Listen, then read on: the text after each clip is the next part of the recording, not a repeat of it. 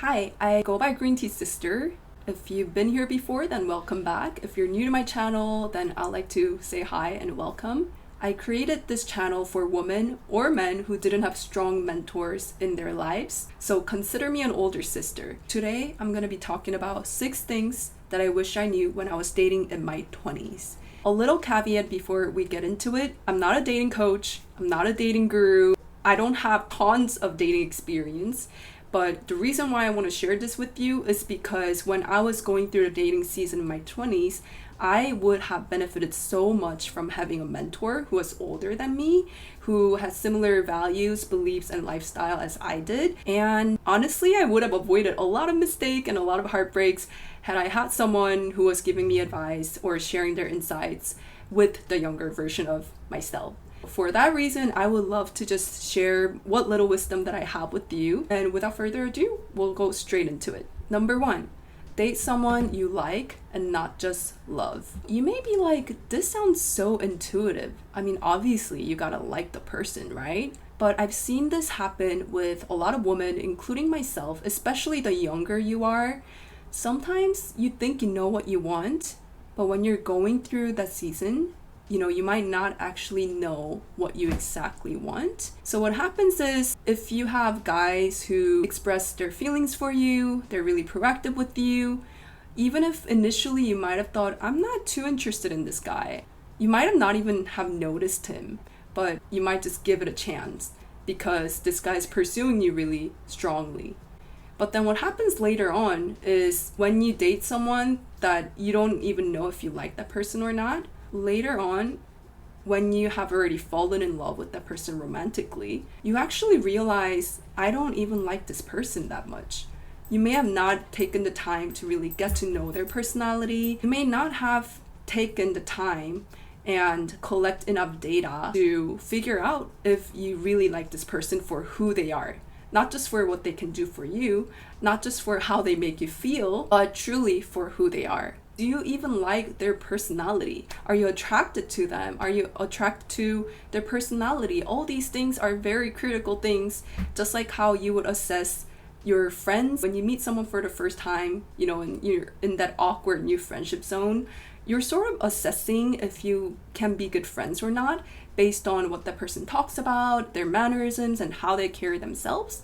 So I think the same rule applies when it comes to finding the romantic relationship. This can be a little bit difficult sometimes, especially when it comes to romantic relationships. If you're attracted to someone physically, initially you might disregard a lot of red flags, but it will benefit you ultimately if you take the time to really get to see the person as a whole package rather than just the physical appearance.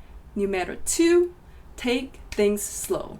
So this ties into number 1 about getting to know someone, and in order to assess if you like someone or not, you gotta take your time, girl. I want to emphasize this point because I was reading a book on relationships the other day, and it said something about people tend to regret more moving fast in a relationship versus taking things slow. So after the relationship ended, or if it continued into marriage or so on, people tend to look back and they said, relationships that I regretted the most were relationships that moved really, really fast. And people who took time to get to know each other said they regret their decision a lot less. There are times where you should take a risk and you should go for things and be confident in your decision. But I would say 9 times out of 10, it probably will work in your favor if you do take your time analyzing, collecting data and making sure if you're making a wise, sane decision. And I think this applies the same way when it comes to romantic relationships. And the general rule of thumb is it takes about 3 months for someone to show their true self. When you meet someone on day 1, most people are gonna seem really nice. I don't think there's a lot of people you just meet for the first time and you go, wow, that person is such a jerk. Usually it takes time for someone to reveal their true character. So if you just met a guy for the first time, put aside the physical attraction for a little bit, get to know the person, take your time, really try to reevaluate who that person is before you get more emotionally involved, right? If you're already emotionally involved with someone, it's very hard to judge someone's character objectively. In the book of Proverbs chapter 4:23, it says, above all else, Guard your heart, for everything you do flows from it. When I was in my 20s, I don't think I really knew about what this meant. Guarding your heart means to protect yourself. It means to contain certain emotions until the timing is right. 3, if your friends and family advise against this relationship, take some time to reevaluate the relationship. Now, I don't mean to say this as a blanket statement, because some of y'all may not have a healthy relationship with your family. They may not be living in the same values that you do. So maybe the advice that they give you may not be relevant to you. But even if that were to be the case, 99% of the time, if people who are close to you and who really love you and want the best for you do not approve of certain relationships, there is a reason why they may not necessarily approve of the relationship. So I'm not saying you should blindly take advice from your parents or your friends and make your life decisions based on other people's opinion. What I'm saying is though, if your close people have a lot to say about your relationship, I would take that advice very carefully. And obviously, if your parents disapprove of the relationship for external factors of your partner, for example, oh, he's not making enough money, or he's not 6'5", any kind of superficial reasons, you can filter those out. But what I'm talking about more so is when it comes to someone's character. If your parents or your close friends have some issues with this person because of a character issue, that's something that you should take it more seriously and really evaluate this person from an objective perspective. And I know, if you love someone, you're already emotionally involved with someone, it's very easy for us to take things personally or get defensive. You might be like, you don't know this person like I do. I've been there. However, whatever advice that your parents give, whatever advice that your close friends give, they really love you and they want the best for you. They're not trying to sabotage your relationship. Oftentimes, there might be some truth to what they're saying. It's just that our pride and ego gets in the way of hearing them clearly. 4, don't give your boyfriend a husband treatment. While you are dating, you are still dating. Your relationship status on Facebook or Instagram nowadays, I guess there's no option to put relationship status on Instagram, but you know what I mean. It's not married. You are boyfriend and girlfriend. So by that logic, your treatment of each other and the expectation in the relationship should be commensurate to the status of the relationship. What I mean by this is you don't treat a man like he's your husband when he is only your boyfriend. I'll give you an example. I knew a woman who they're dating their boyfriends. They would go over to their house. They would do their laundry. They would do the dishes for them. They would call them 5-6 times a day. They would share literally every single minute details of their life with this guy. Again, I'm guilty of this too. So I'm not shaming anyone. I'm not bashing anyone. I'm just giving you an example. And what this does is you are putting this guy in a husband status. You are revealing all of your heart. You're giving all of your heart to a relationship that is not 100% safe yet. You guys can break up any day. People break up engagements. People even break up marriage. When it comes to a relationship that was passionate like Romeo and Juliet yesterday could break up the next day. That's the reality. There is no lifetime commitment in a relationship. That's why people get married. That's making a vow to other people that I'm going to commit myself to this person for the rest of my life.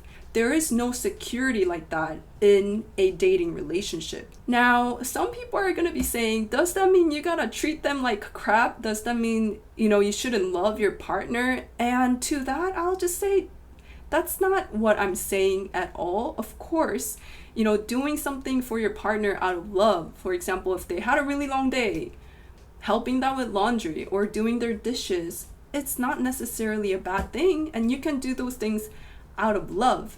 All I'm saying is just don't set a cadence of doing things for the other person because you think overcompensating or doing more is gonna bring you to another status of the relationship. And trust me, girls, if a guy loves you, he will commit to you even if you don't do those things. If a guy is a good guy, he's a decent guy, Even if you suck at cooking and you don't know how to do laundry, he'll still choose you. It's not based on your performance. And this is all the more if you're a woman. If you're in your healthy femininity and you know your value and you know your worth and what you can bring to the table, you don't need to keep trying to perform to gain that love. A good guy would love and value you and choose you for who you are, not what you can bring to the table. By no means am I telling women, don't do anything in a relationship. That is not my point. If that is what you're taking away, girl, we need another conversation. Bottom line is, if he is not your husband, ladies, don't give him husband privileges. There's a saying that says, when you have a cow at home, why would you go to the grocery store to get milk? So by the same logic, if your girlfriend or if your boyfriend is already doing everything for you that you can get from a marriage commitment, then why would a guy want to pull out a ring and commit if they're already getting everything that marriage entails from a relationship status without having to make that commitment? So think about it, ladies. Do not give man a husband privilege if he is not your husband. That is literally being wise. That is being discerning, that is protecting your own heart. Giving husband privileges to a boyfriend can look like being a mother to him, doing too much, overcompensating for and trying to earn his love by performing. It could include having premarital sex with your boyfriend, which is also a husband privilege. And this is not my opinion. I'm speaking from my Christian faith. So if you're not Christian, then this advice doesn't apply to you at all. You can do whatever you choose to do. However, if you profess to be a Christian, you are not free to do whatever you want. If you call yourself a follower of Jesus, this is outside of God's best for me. In Hebrews 13 verse 4 says, marriage is honorable among all, and the bed undefiled. But fornicators and adulterers God will judge. It is God's will for you to not engage in any sexual relationship outside of marital relationship. This is not because God is a killjoy. It's literally because he really wants the best for you and he wants to protect your heart. Number 5, trust your intuition. When you're dating this person, how does this relationship make you feel? Especially in the early stage of the relationship, keep checking in with how you feel when you're around this person. Do I feel safe when I'm around this person? Do I feel that this person has the capacity to empathize with me? Does being with this person make me feel anxious or unsettled? If you do feel anxiety around this person, I would say that's a little bit of a red flag. If you're already dating this person, I would say take the time and slow down and try to figure out why you feel anxious around this person.